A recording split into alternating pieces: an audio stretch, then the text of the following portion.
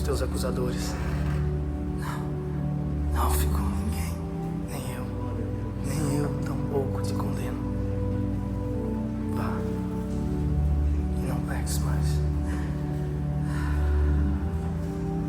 O inverno finalmente passou. O povo que andava em trevas viu a grande luz. Os que moravam na região das sombras viram a luz. E como pode ser isso? A majestosa luz, imponente, contida, exageradamente monumental, de alcance universal e efeitos permanentemente irrefutáveis ali, misteriosamente contida, assombrosamente condensada, vestida de pele e osso, com pequenas mãos e olhinhos apertados, repousando serena numa manjedoura. Era o filho prometido ao homem pecador, a promessa feita ao desgarrado, o feixe de esperança no qual se agarraram homens e mulheres ao longo dos séculos de escuridão, a confiança depositada na história insistente de um Salvador ali, com pés e mãos, ganhou sorriso a incandescente luz, atestada pela natureza, reverenciada pelos astros, aclamada pelos homens, procurada pelos forasteiros, perseguida pelo inimigo insolente. A luz estava finalmente entre nós, e vimos a sua glória como se fosse o próprio Filho perfeito de Deus, e ele na verdade o é a imagem do Deus invisível, o espelho perfeito do divino. Cada um de seus movimentos foi um reflexo do caráter irrepreensível do Pai, sua fala um eco da vontade perfeita de Deus, seus atos uma demonstração do juízo e da misericórdia entre os homens. E isso porque foi do agrado do próprio Pai que nele habitasse toda a plenitude, nele em quem todas as coisas foram feitas e no qual tudo subsiste, o que é visível, o invisível, tronos, dominações, tudo partiu dele e existe por meio dele, e esteve entre nós, e vimos, esteve, e nós vimos a sua sabedoria deslumbrante, vimos a sua graça e bondade, vimos o seu poder, vimos sua santidade e pureza.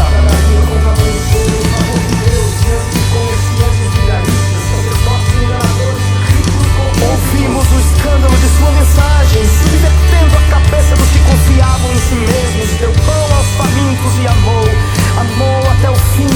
Vimos o seu amor, estava conosco o próprio amor. E o que fizemos com ele? Nós o matamos.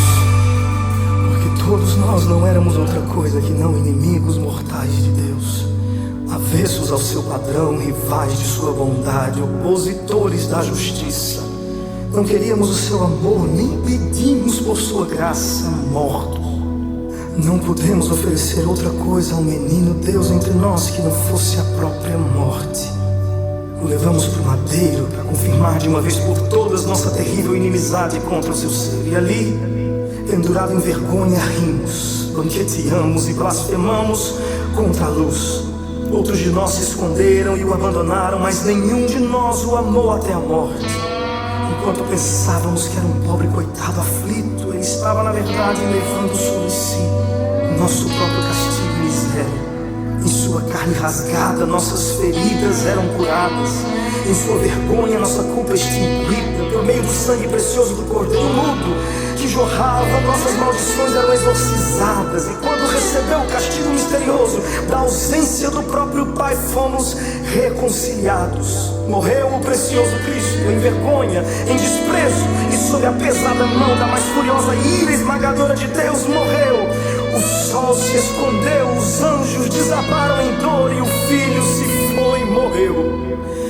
Mas como poderia a morte, que nada mais é do que uma de suas servas, o segurar? Como poderia sucumbir sob o castigo de Deus aquele que suporta em si mesmo toda a sua justiça, pois é Deus? Como não seria perfeita e definitiva a oferta de Deus para si mesmo? Como poderia desvanecer em trevas e abismo o sol da justiça?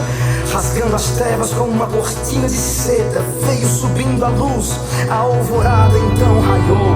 O inverno apático se dissolveu dissolvem cores, a morte é vencida pela vida. O bem triunfa sobre o mal e a noite vê despontar o clarão do meio-dia. Acabou! Enquanto o odiávamos e o matávamos, ele providenciava a nossa liberdade. Acabou! Enquanto rimos de suas dores, ele aspirou as nossas. Acabou! Enquanto nos banqueteávamos e o víamos morrer de sede, ele abriu uma fonte de água viva para todo que tem sede. Acabou!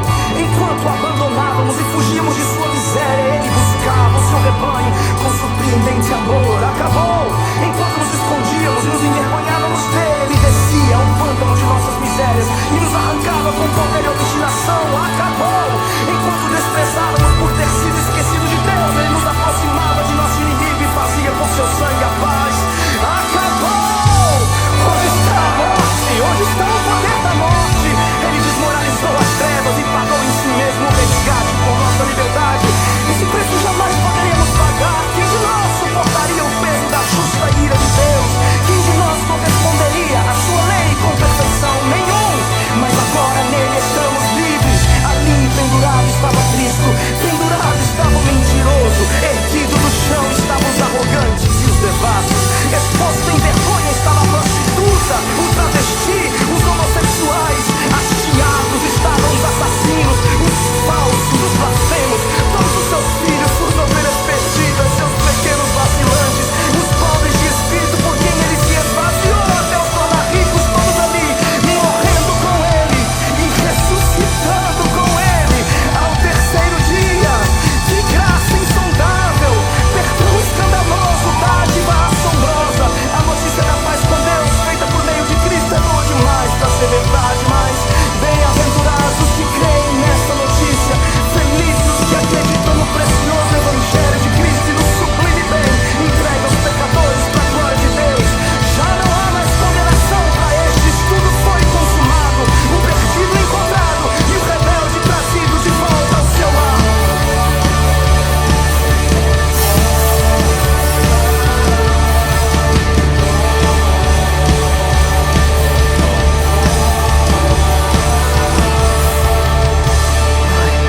Em tuas mãos entrego o meu espírito.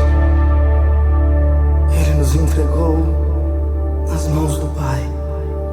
E quem nos arrebatará desta segurança eterna? Que cantem justos e se alegrem os redimidos. Cristo